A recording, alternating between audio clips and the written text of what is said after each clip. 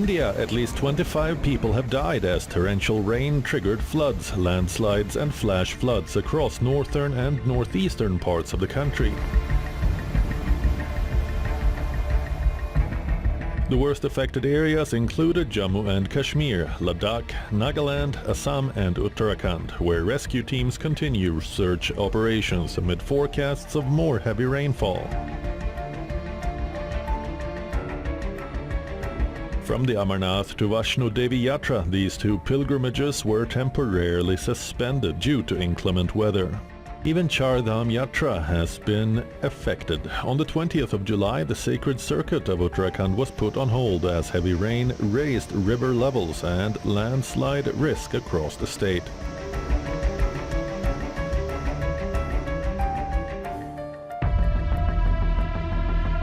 Devastating floods and landslides have also hit parts of Asia, leading to multiple casualties as torrential rain battered Vietnam, southern China and South Korea.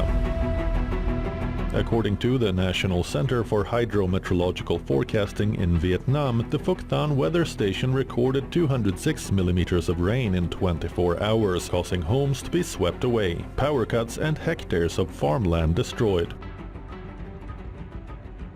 In Bangladesh, deadly monsoon floods and landslides have killed at least 54 people after days of torrential rain triggered widespread flooding across southeastern Bangladesh.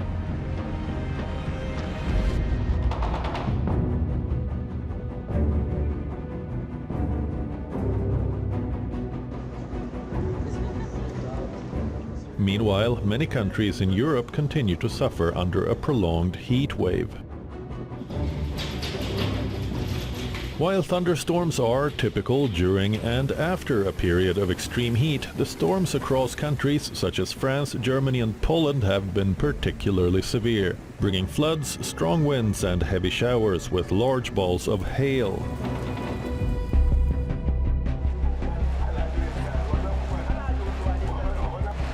West Africa has also been struggling with heavy rains. Ghana, Nigeria, Ivory Coast and other countries across the region have had severe flooding over the past few weeks.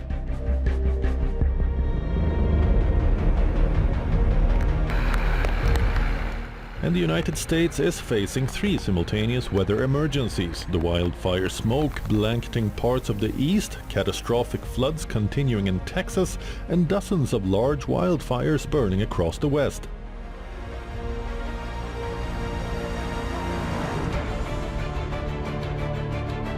As we can see, the climate crisis is being acutely felt across continents and around the world. On WION Wideangle this week, we bring you visuals and stories of nature's wrath, caught on camera.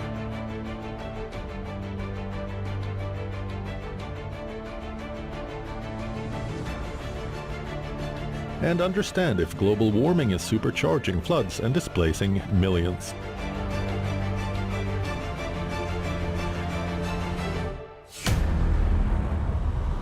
Heavy rainfall has triggered catastrophic flooding in many parts of Asia, claiming hundreds of lives and causing massive economic disruption.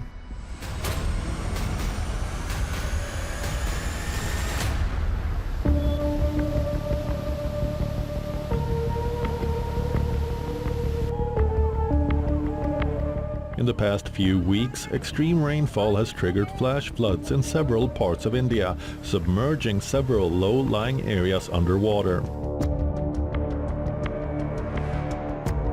Torrential monsoon rains have triggered widespread disruption across Jammu and Kashmir, with flash floods, landslides and overflowing rivers affecting normalcy. On the 19th of July, at least 13 people have died and several others went missing as incessant rains triggered landslides and flash floods in the twin border districts of Poonch and Rajouri in Jammu and Kashmir, unleashing extensive damage to property in the region and prompting a multi-agency rescue operation. Visuals from the region showed vehicles piled on top of one another after a flash flood swept through parts of Rajouri. People have lost their houses.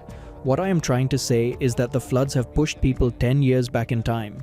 Students' books were damaged in the floods. Shopkeepers who had rented the shops, almost all of them, have incurred huge losses. So, I will just request from the government that people should be taken care of and they should support them, and the government should also help the people with rehabilitation. I would request both the Delhi and the Federal Territory government that people should be helped with re-establishing their businesses after the floods. The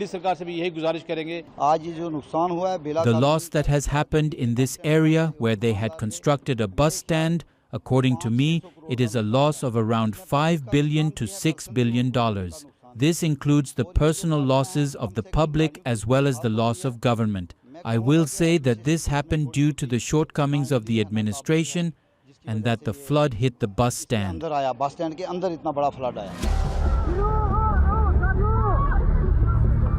In Jammu and Kashmir's neighbor Ladakh, incessant rainfall have caused widespread devastation across Kargil district. Look at these visuals. You can see how flash floods have uprooted trees and washed away vital infrastructure, severely affecting the livelihoods of local residents. Among the worst affected areas are Budgam, Karchitchu, Joskore, Silmo, Yokma, Karbu and Sangra. At least 13 people have been killed in incidents related to flash floods, shooting stones and landslides in Jammu and Kashmir since yesterday. Early today morning, there were shooting stones on the national highway in Doda district where a car was hit in which 2 people were killed. We're right now in Srinagar where you see the continuous rainfall since early today morning has inundated the roads in the Srinagar city as well. Majority of roads are underwater because there was continuous rainfall since early morning today. The Met Department says that till 24th people need to be careful because there are more rains predicted for the next 3 days across Jammu and Kashmir. There could be more rains coming in for the next 2 days that could lead to flash floods, landslides and shooting stones. And as we see, people in every district of Jammu and Kashmir have now been advised to stay away from the low-lying areas as well as water bodies.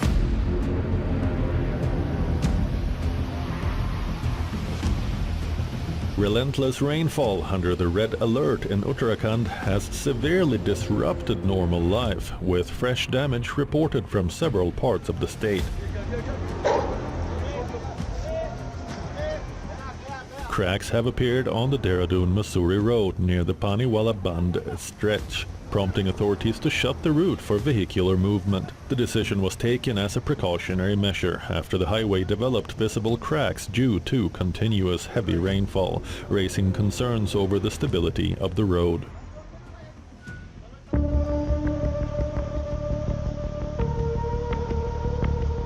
Movement on the Kedarnath Yatra route has been disrupted after overnight rain caused blockages at multiple points in Rudraprayag district, which is under an IMD orange alert. In Champawat's Banbasa area, a red alert was issued for the Sharda barrage after the river's water level rose sharply, prompting authorities to restrict movement in the border area and suspend vehicular traffic across the barrage.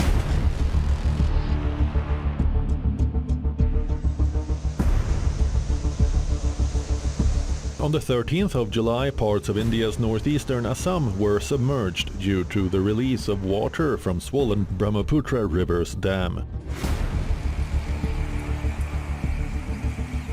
In Lakhimpur district of Assam, residents faced flash floods after National Hydroelectric Power Corporation Limited released water from dams, which in turn washed away cattle and submerged their houses. In Guwahati, locals were seen dragging their vehicles through inundated areas following heavy rains. We didn't realize when the water gushed in early in the morning. It took away all of our cattle, goats, and hens. We were not informed by the authorities about releasing water, and it happened suddenly. Now, when National Hydroelectric Power Corporation Limited will release more water, we don't know what will happen then. The water took away all our belongings. Our houses are already submerged, and they will drown completely by tonight as they are releasing more water.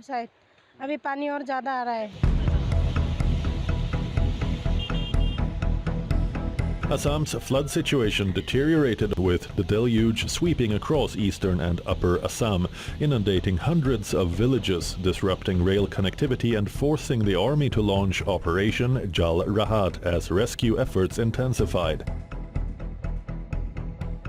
India's northeast is usually prone to torrential rains that set off landslides and flash floods affecting millions of people every year.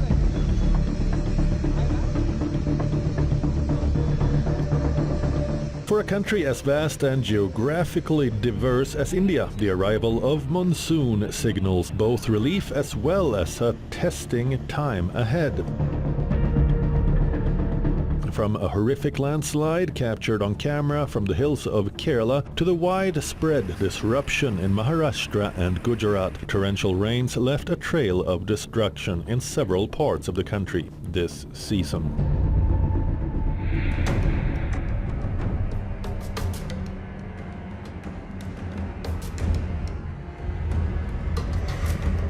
Bangladesh is also battling one of its worst monsoon disasters in years, with floods and landslides stranding more than 1 million people and killing over 50. Days of heavy rain have submerged homes, destroyed crops and fish farms. In Dhaka, traffic has slowed in the capital as residents report flooded streets, with the water rising up to knee level in some areas. In the hill district of Bandarban, highways were submerged and landslides blocked key routes.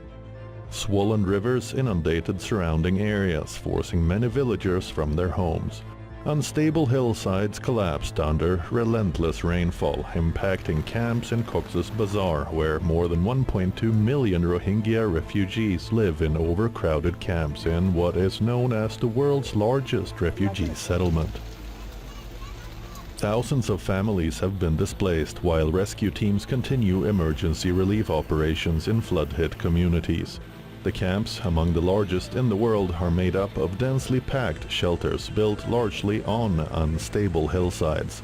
Every year during monsoon season, these communities are left to confront the combined threat of floods, landslides and waterborne diseases.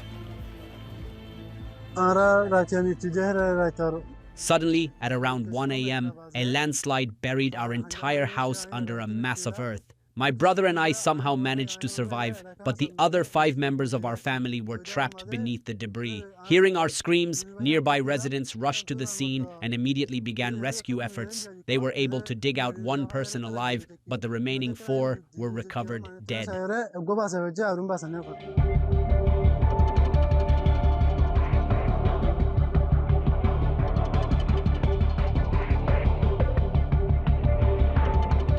In Vietnam, at least 4 people were killed and 4 others went missing after a flash flood swept through a mountainous village in the country's northern province of Lai Chau. On the 8th of July, a 2-story house next to a stream collapsed after floodwater triggered landslides and eroded its foundation in Giao Chan village in Lai Chau province. All 6 members of the family safely evacuated themselves minutes before the house completely toppled. Since July 15, landslides and flash floods triggered by heavy rain have also damaged roads, power grids and hundreds of houses, inundating hectares of crops in the region. The flood in Myung Tan village early on July 17, after days of heavy rains, also injured 7 people. Vietnam is prone to deadly storms and floods during the rainy season that peaks from July through September. Reportedly, natural disasters, mostly floods, killed 489 people in the country last year.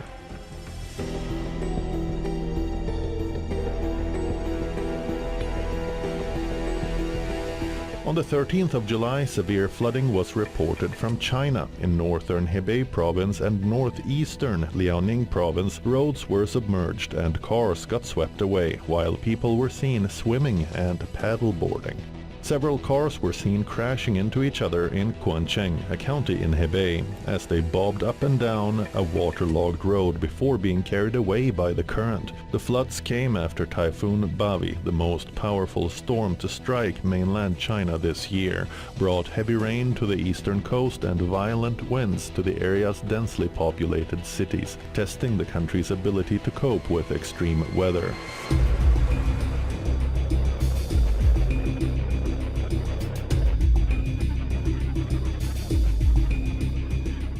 Just days before Typhoon Bavi, another tropical storm, Maisak, brought record rainfall to Guangxi in early July, breaching reservoirs and stranding people for days in homes and other buildings. Authorities in southern China said that 39 people died in flooding after Maisak dumped heavy rainfall. 26 deaths were linked to a dam breach at Liulan Reservoir, with 7 still missing there. In about 30 minutes, the water rose by 10 centimeters. We had just thought it wasn't that severe because never in history had it ever been this bad.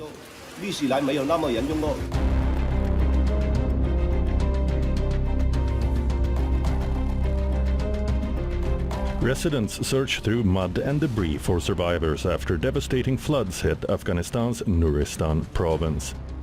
The Afghanistan National Disaster Management Authority said that 23 people had died, 80 had been injured, and more than 100 were missing after floods struck the eastern province of the country.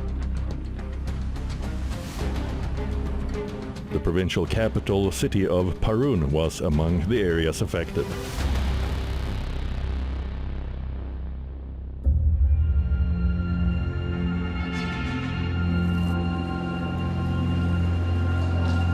In late June, European countries reported more than 10,000 excess deaths during the record-breaking heatwave that engulfed the west of the continent. Researchers define excess mortality as the difference between the normally expected number of deaths and the actual number. Scientists have said this heatwave would have been virtually impossible without human-caused climate change, which is making heatwaves more frequent and intense. Along with heatwaves, thunderstorms have also struck across parts of Europe.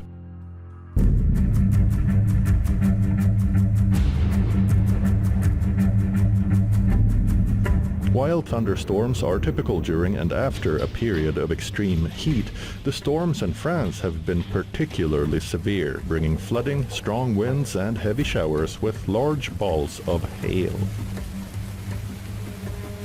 On the 16th of July, violent thunderstorms break out in eastern France, sweeping across the Lake Geneva region in particular, with numerous lightning strikes and torrential rain. Reportedly, 2 people died in France as a result of the storm.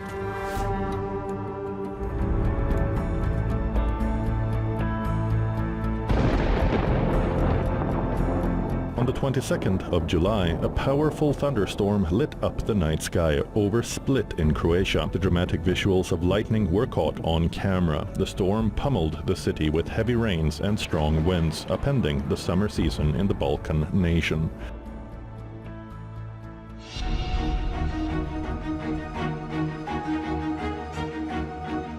Earlier in the month of July, dozens of people drowned, hundreds had to be rescued, and thousands were displaced when floods struck the coasts of West Africa. Devastating floods inundated Alajo, a suburb of Accra in Ghana, leaving families in mourning and businesses in ruins. Long lines of debris and destroyed belongings stand as a testament to the force of the waters as they swept through the community.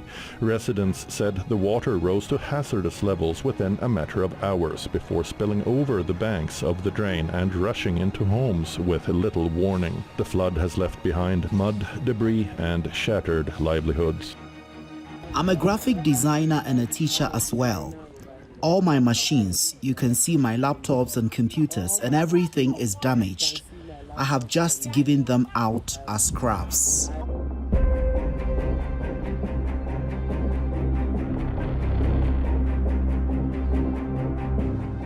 Severe weather is currently sweeping across the United States. At least 8 people have reportedly died on July 19, with flash flooding, powerful thunderstorms, and extreme heat disrupting travel and threatening communities.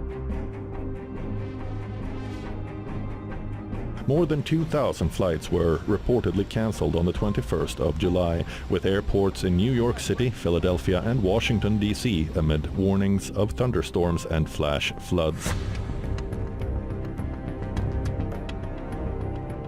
Tropical storm Bertha strengthened in the Gulf of Mexico on the 21st of July. Take a look at the satellite imagery showing Tropical storm Bertha forming over the eastern Gulf of Mexico, about 190 miles southeast of Mobile, Alabama.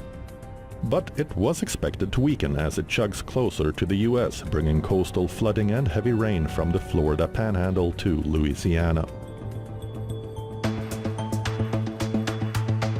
Torrential rain in central and south Texas brought flooding to the region, still recovering from last year's deadly floods. A week of downpours has dumped more than 2 feet in some areas. In Uvalde, about 129 kilometers southwest of San Antonio, floodwaters rushed through Miguel Vasquez's home, leaving a layer of mud and destroying household items. Listen to a first responder in storm-battered Texas. Keep in mind, man, I've come close to death 3 times already. This will be my 4th time. 4 times I almost died, but I didn't.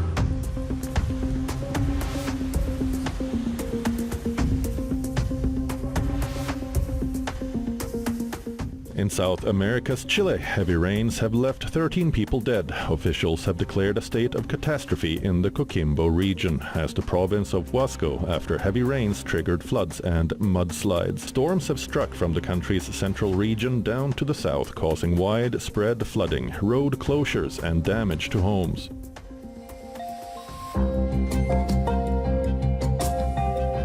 Chilean army and police forces rescued stranded families and houses inundated with mud as a severe storm system battered the country's central north regions. Floods have always been a part of nature, but across the world they now seem to be arriving more often and hitting harder. So is the world really flooding more than before? According to the Intergovernmental Panel on Climate Change, or IPCC, climate change is making heavy rainfall more intense, increasing the risk of severe flooding in many parts of the world. A warmer atmosphere can hold about 7% more moisture for every 1 degree Celsius of warming, but climate change isn't the only factor. Natural climate cycles such as El Niño and La Niña also play a major role. El Niño is the warming of surface waters in the Pacific Ocean, while La Niña is the cooling phase. Together, they reshape rainfall patterns across the globe. Some regions face prolonged droughts, while others receive weeks' worth of rain in just a few days. When these natural cycles combine with a warmer planet, the consequences can become even more destructive. This year, India's monsoon began on a weak note, marked by a significant rainfall deficit in June and delayed advancement over other parts of the country. One of the key reasons that environmentalists pointed out is the influence of El Niño-like conditions, which led to reduced rainfall over India by weakening monsoon winds. Urbanization adds another layer to the problem. Concrete replaces wetlands, rivers are encroached upon, and drainage systems struggle to cope with sudden cloudbursts. As the planet gets warmer, extreme rainfall gets common, and that means floods are becoming a bigger threat than ever before. Increasing population pressure, degradation of ecosystems, and natural climate variability and change contribute to a further increase in flood risks worldwide. According to the World Meteorological Organization, flash floods are among the world's deadliest natural disasters, with more than 5,000 lives lost annually. In such scenarios, early warning systems can prevent the loss of lives and minimize economic damage from flash floods. According to global data from organizations like the World Bank, just 12 hours of notice before a flash flood can reduce overall damage by up to 60%, while even a single hour of advanced notice can slash property damage by 20%. The question is, are the countries across the world equipped with such systems? And more importantly, are these systems reaching communities in high-risk zones?